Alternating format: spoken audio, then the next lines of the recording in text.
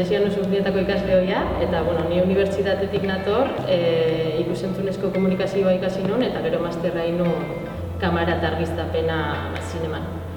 Baina beti izan dut arantza hori diseinu grafikoakiko, eta kazetari bezala urte batzuk lanin da gero, erabaki nun lana utzi, eta erdi mailako modulo bat ikasten jartzia, eta etorri nintzen Urnieta.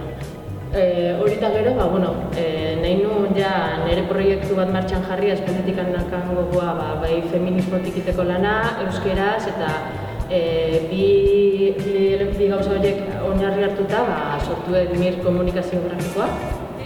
Eta, diseinu grafiko lanak itzaitut, feminismotik eta euskeraz, eta modu jasangarri batez.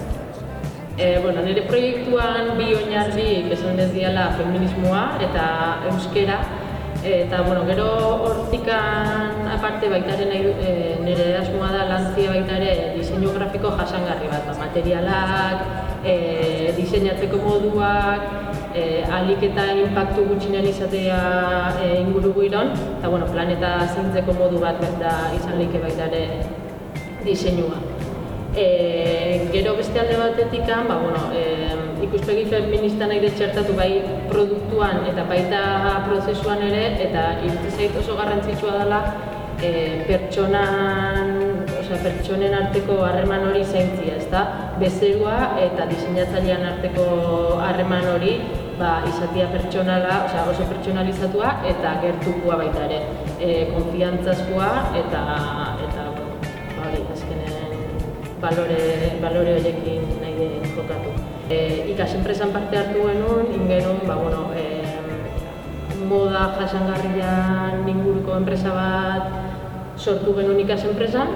Ez da aurre atera, baina hortikan ikaskuntza batzuk atera ditut, nire proiektuako baliagarri dianak jasangarritasunan inguruan, eta hori izan dagoa materialak, tintak, eunak, eta hori dana erabiltzeko dira. Eta eskatu ziren logoa egiteko, eta behaien zako diseinatzeitu elementu desberdinak. Orduan, horrekin hasita, pixkat urrats baten laguntzakin baita ere, pixkat jarri nintzen, lan batzuk egiten ikasteko eta pixkat esperientzia hartzeko, eta orain haste nahi naiz, autonoma bezala jarri naiz, eta urrats baten izena eman dut baita ere, urrats bat zaren apuntatu naiz, pixkat sare hori sortzeko, ezagutzeko elkarren artean, eta enpresa desberdinakin kolaboratziok eta sustatzen ditula eta oso interesgarria iritsi zait. Eta, orain hortan nahi naiz bezero berrik lortzen eta pixkat nire marka finkatzen.